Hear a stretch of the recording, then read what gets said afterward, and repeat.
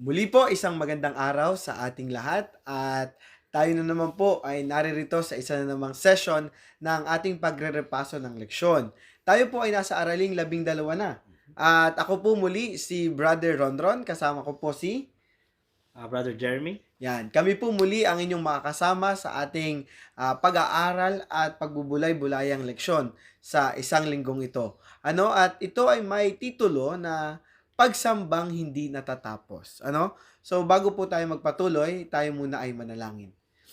Amang banal, Diyos na makapangyarihan ka po sa lahat, maraming salamat Panginoon sa patuloy na pag-iingat at patuloy na pagpapala sa bawat isa. Maraming salamat Panginoon na kami pinagkakalooban nyo ng ganitong mga oportunidad upang kami makapanood at makapagsagawa at makapagministeryo sa online platform na ito upang maipamahagi namin ang magandang pabalita, ang Ebanghelyo Panginoon sa mga taong nangangailangan at lubos na hindi pa nakakarinig ng magandang pabalitang ito. Kayo na po, bahala Panginoon sa aming pag-aaral ng leksyong ito, kayong manguna at magbigay ng kaliwanagan sa bawat isa. Ito lamang po aming samot dalangin sa matamis na pangalan ni Jesus.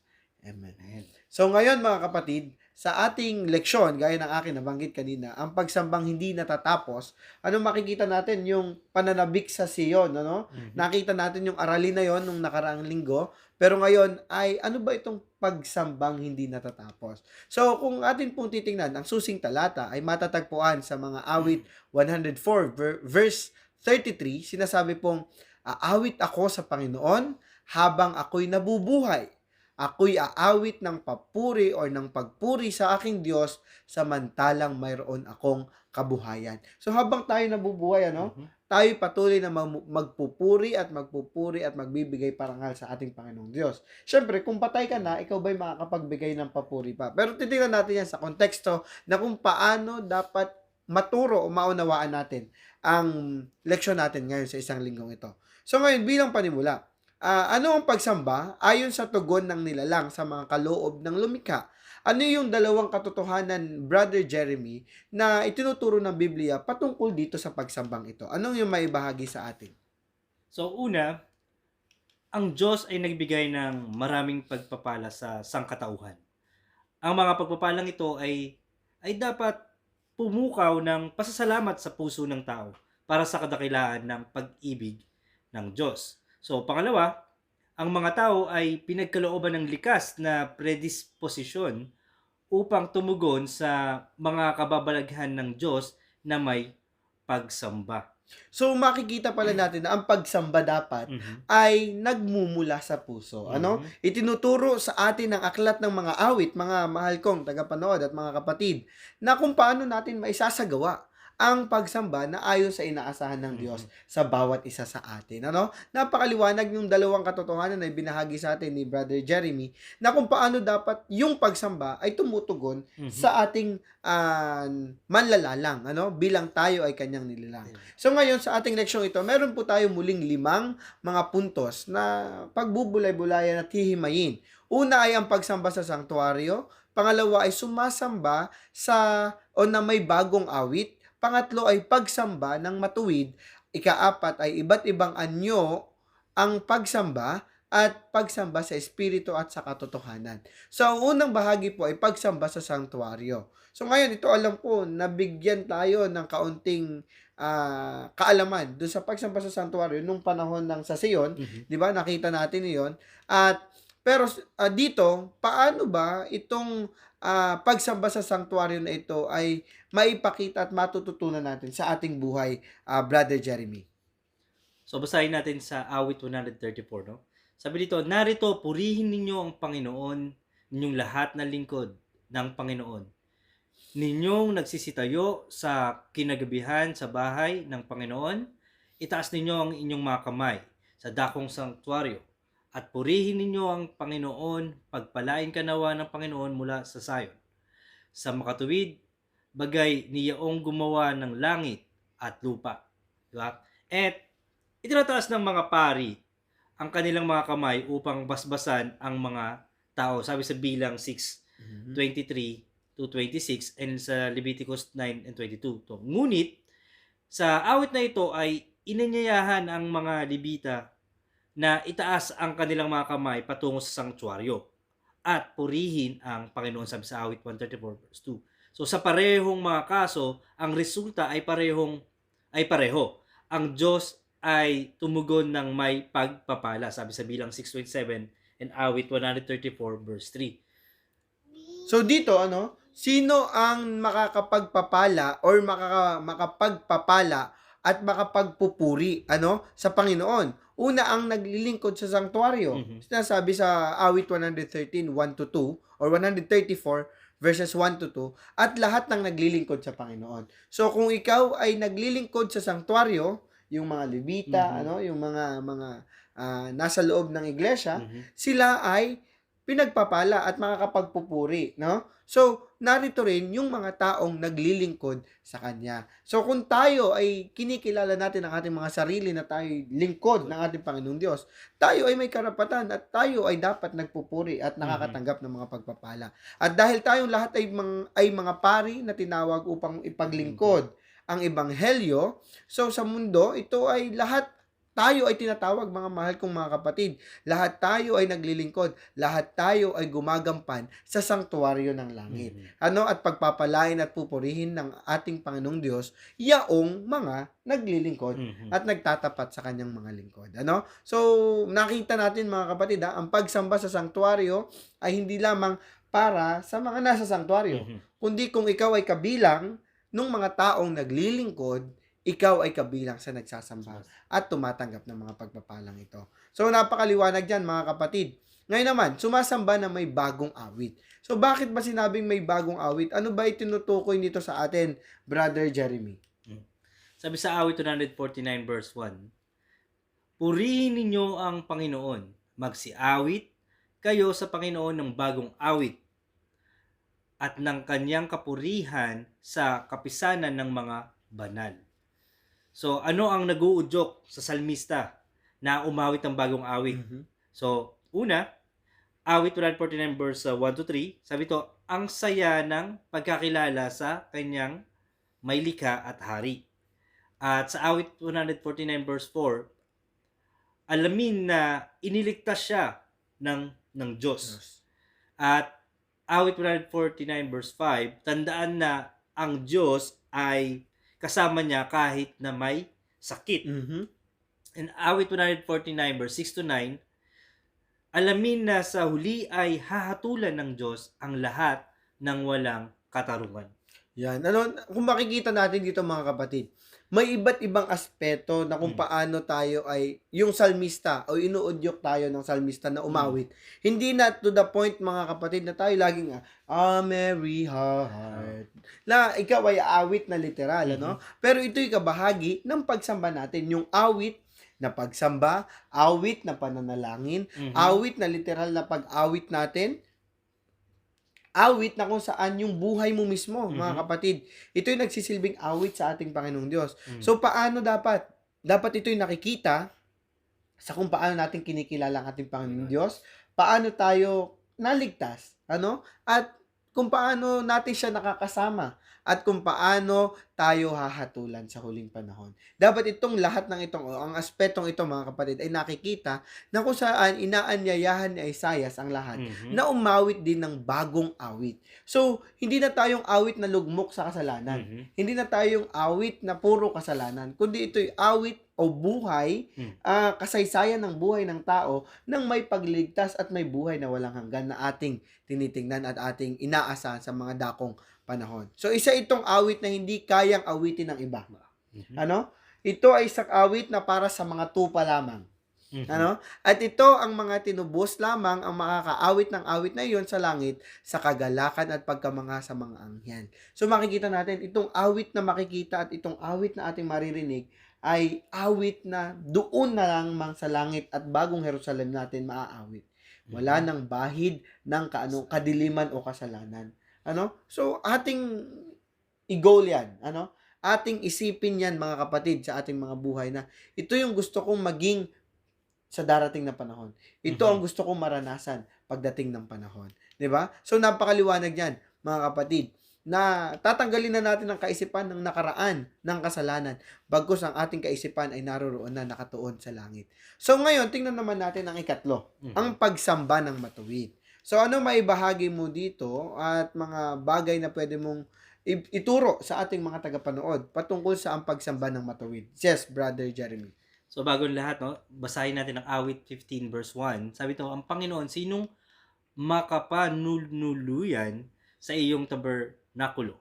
Sinong tatahan sa iyong banal na bundok? So sino nga ba ang karapat-dapat na na sambahin sa harap ng Diyos?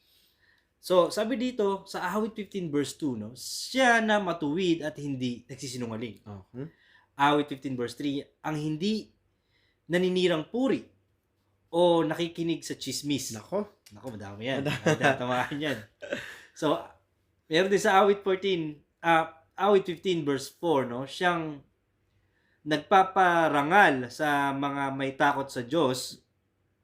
At sa awit same verse din na siya na hindi nagbabago ng salita na kanyang ibinigay kahit na siya ay nasaktan. Yan. So, dito makikita natin, no, sa sunod doon, sino pa yung mga karapat dapat? Sila na tumutulong ng walang pagnanais na makinabang mula rito.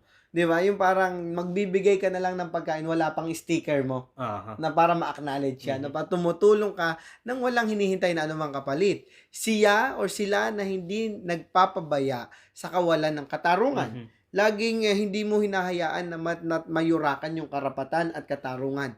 At ang may dalisay na damdamin at maglinis ng pagnanasa.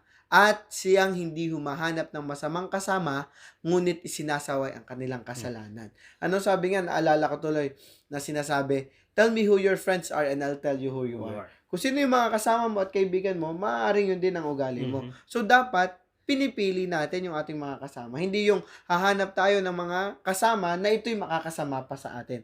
So, kung ang hinahanap natin ay mga matutuwid at magagandang mga taong kasama, magaganda ang ugali, makadiyos, at makikita natin ang karakter ng ating Panginoong Jesucristo, tayo ay karapat-dapat nasambahin at sumamba sa harapan ng ating Panginoong Diyos. So, ano pa yung may dagdag dyan, Brother Jeremy? So, yung sa mga sinabi nga natin, so ito yung mga, sa madaling salita, di ba? Sila yung mga tumutupad sa mga utos at namumuhay na may kabanalan. Amen. Di ba? So, makikita natin yun. Sa madaling salita, sila yung tumutupad sa mga utos at namumuhay sa kabanalan. So, sa tandaan na ang matuwid o banal ay hindi iyong walang kasalanan. Hindi natin masasabi, sa panahon natin yan, sasabihin mo, ako'y tuwid at banal. Hindi ibig sabihin yan, wala kang kasalanan. Ngunit, silang nagsisisi at nagsisikap na maglingkod sa Diyos mula sa puso. Yan ang pakakatandaan natin, mga mahal nating mga tagapanood at taga-subaybay, na pwede mong tawagin ang sarili mong matuwid o banal sa paraan na ikaw ay nagsisisi at nagsisikap na maglingkod sa ating Panginoong Diyos. Pero, kung tinatawag mo ang sarili mong banal o matuwid, pero ikaw naman ay walang kakonsekonsensyang gumagawa pa rin ng kasalanan, mga kapatid, hindi na yan para ang ating iglesia ang mag-judge sa iyo, kundi ang ating Panginoong Diyos at ikaw mismo ang nakakaalam niyan sa sarili mo. Kaya ito ay paraan na kung paano natin ma-realize na ang pagsamba natin ay gawing matuwid. Matuwid in the sense of nagsisisi at nagsisikap tayo na mapalapit sa ating Panginoong Diyos. Napakaliwanag yan, mga kapatid. Nasa ika-4 na po tayo ng puntos ng ating pag-aaral. So, iba't ibang anyo ng pagsamba. Ano ba ito, Elder or Brother Jeremy, ang iba't ibang anyo ng pagsambang ito? So, sabi nga sa awit 96 verse 8, kung mababasa natin, magbigay kayo sa Panginoon ng kaluwalhatian. So, ukol sa kanyang pangalan. Kayo'y magdala ng handog at magsipaso kayo sa kanyang mga looban. So, maraming aspeto ang kasama sa pagsamba. So, sinasamba natin ng Diyos sa pamamagitan ng mga awit, di ba? Sa pag-awit, at sinasamba natin siya kapag sinasabi natin na sa iba ang tungkol sa kanya o yung pag-share natin, o sa pamamagitan ng pag-anyaya sa kanila na makisa sa ating pagsamba. Sumasamba tayo kapag iginagalang natin ang kanyang pangalan at nagdadala sa kanya ng mga handog. So, dito makikita naman natin na sinasamba natin Hmm. ang Diyos na dahil siya ay kinatatakutan. Pero yung kinatatakutan hindi dahil parang yung takot ka sa isang tao dahil meron siyang baril or makakasakit siya Oo. sa'yo. Pero yung takot with reverence Yes. na respeto at pagmamahal Mhm. sa ating may manlilikha. Gayon pa man, hindi ito nagpapahiwatig ng isang pakiramdam na takot tayo, ngunit sa halip ay paggalang. Mhm. So ito ay isang takot na isinilang mula sa pagmumuni-muni ng kagandahan ng kabanalan. Mhm. Ito dapat yung ating isa-isip. Hindi yung tayo takot tayo, naku, dahil dadating yung apoy, Oo. nasusunog. Hindi yung sa ganung konteksto, mga mahal kong kapatid. Kundi takot tayo dahil ayaw nating masaktan ang ating may nilalang, Mhm. ang ating manlalalang. O ayaw nating, sabi nga, masayang yung dugong dumanak nung Mhm. unang panahon para sa atin. Ano ba may dagdag mo diyan, Brother Jeremy? At ito pa nga, sinasamba ba natin ng Diyos dahil hahatulan niya tayo? Mhm. 'Di ba? Sapagkat ang kanyang paghatol ay makatarungan at ang buong nilikha ay nagagalak dito. So, nakikita natin dito na yung kagaya ng sinabi mo na pagsamba ng ah, ng may pagkatakot. Oo. Yung nga ang pagkatakot ay hindi siya tipong pagkatakot na parang dahil takot ka sa consequence. Oo. Kundi is yung takot o yung respeto na parang meron kang isang magulang.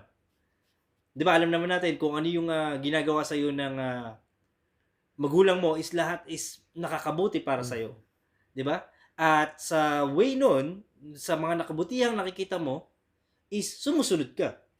At yung pagsunod mo is way ng pagsamba.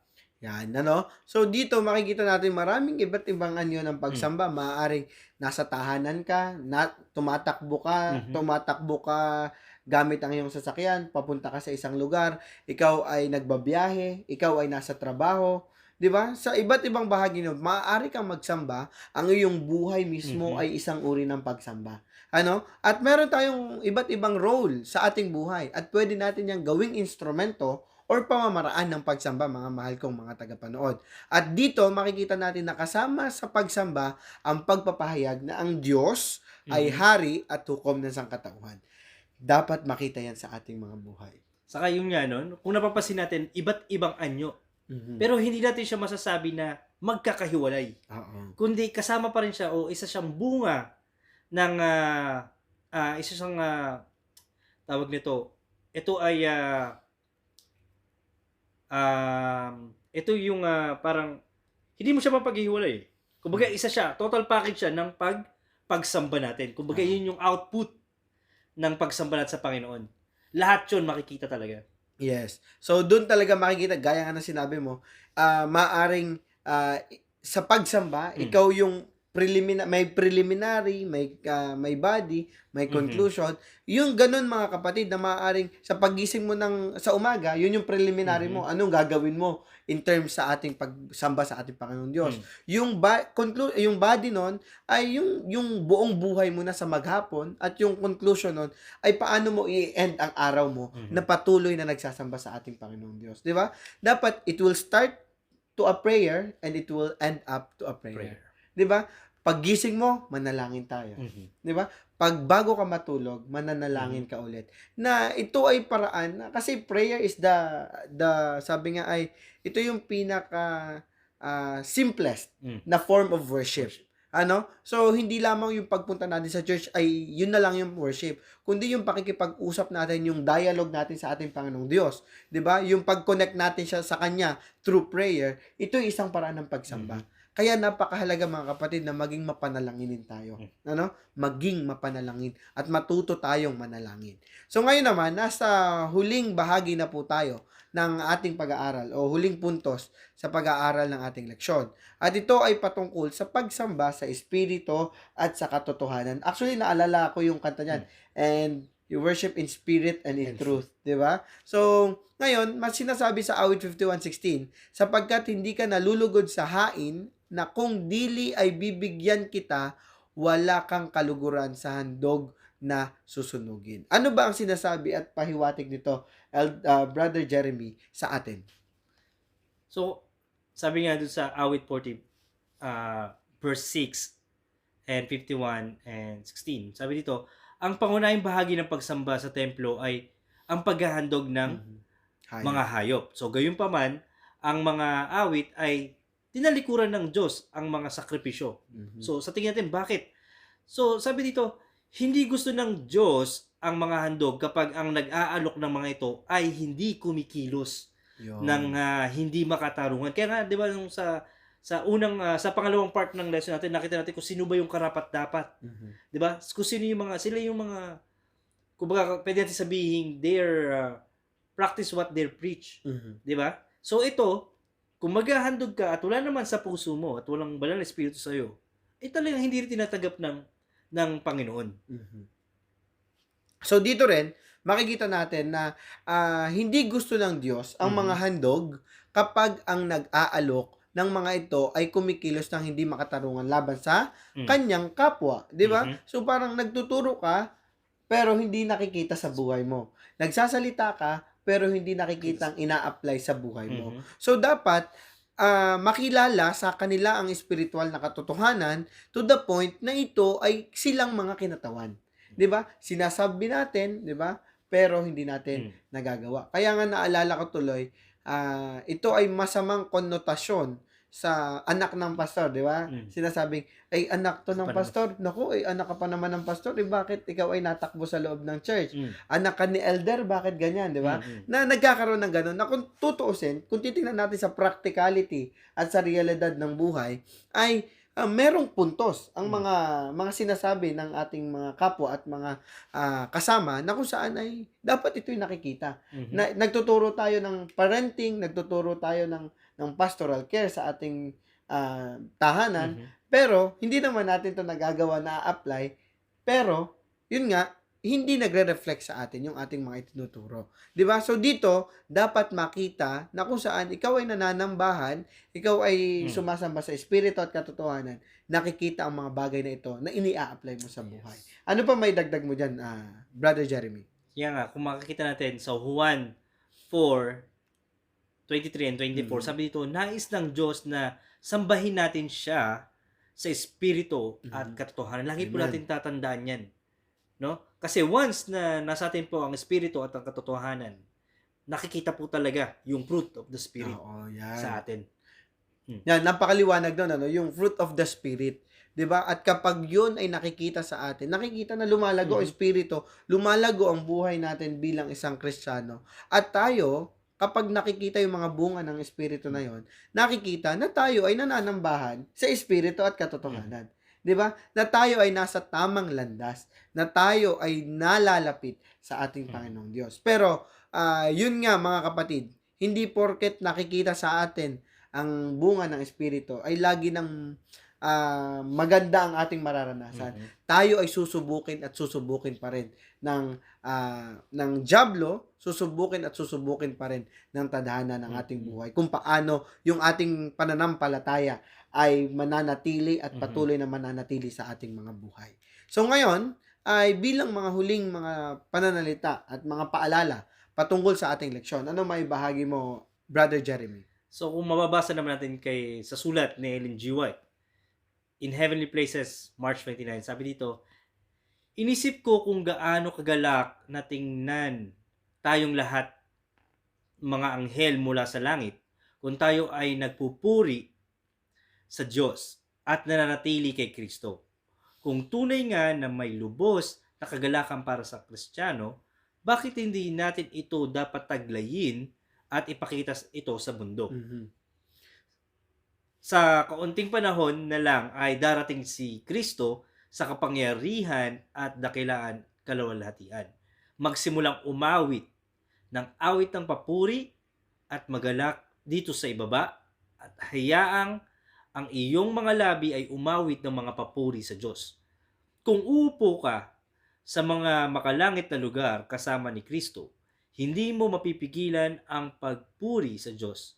Simulan mong turuan ang iyong mga dila upang purihin siya at sanayin ang iyong mga puso na gumawa ng himig sa Diyos, at kapag ang masama ay nagsimulang maglagay ng kanyang kadiliman sa paligid mo, umawit ng papuri sa Diyos. At babasa din natin sa sulat niya na That I May Know Him, page 158. Siya na naniniwala kay Kristo ay nagiging kaisa ni Kristo upang ipakita ang kaluwalhatian ng Diyos sapagkat ang Diyos ay naglagay ng bagong awit sa kanyang bibig, maging ang papuri sa Panginoon. Araw-araw niyang hinahangad na makilala pa si Kristo upang higit siyang maging katulad niya. Nauunawaan niya ang mga espiritual na bagay at nasisiyahan sa pagmumuni-muni kay Kristo. At sa pamamagitan ng pagtingin sa Kanya, siya ay nagbabago nang hindi mahahalata sa kanyang sarili sa larawan ni Kristo. Yan, napakaliwanag naman ng iyong mga nabanggit na mula sa mga sulat ni Ellen G. White, na kung saan ay makikita sa ating mga buhay.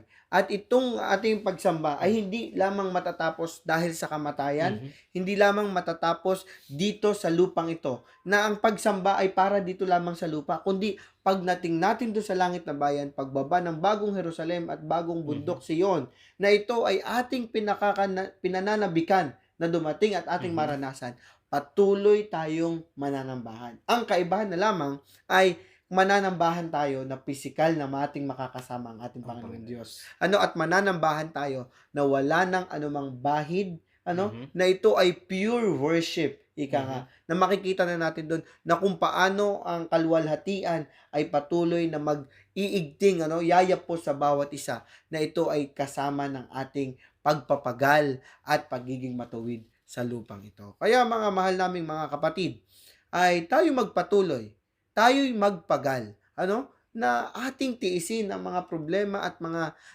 challenges sa buhay na ito. Dahil alam natin, sabi nga, sacrifices today, satisfaction tomorrow, but with the Christ Savior. Diba? So, itong mga satisfactions na ito ay mararanasan natin kasama ang ating Panginoong Hesukristo, kasama ang ating Panginoong Diyos, kasama ang lahat ng mga matutuwid sa mga huling kapanahunan. So muli po, ako si Brother Ronron Salapare. At Brother Jeremy. At kami po ay gaganyak sa iba or nag-i-invite po na kung sino man po ang maaari pang makasama namin or nais na makasama namin sa pagre-repaso ng leksyon na ito, maaari nyo pong kontakin ang ating media ministry o ang ating pong isa sa mga elder ng ating iglesia, si Elder Jeremy, or kung sino man po na makita nyong miyembro ng ating iglesia, inyo pong sabihan para po sa mga susunod na pagre-repaso ay kayo po ay kasama na namin. So muli po, maraming salamat and mabuhay po tayong lahat.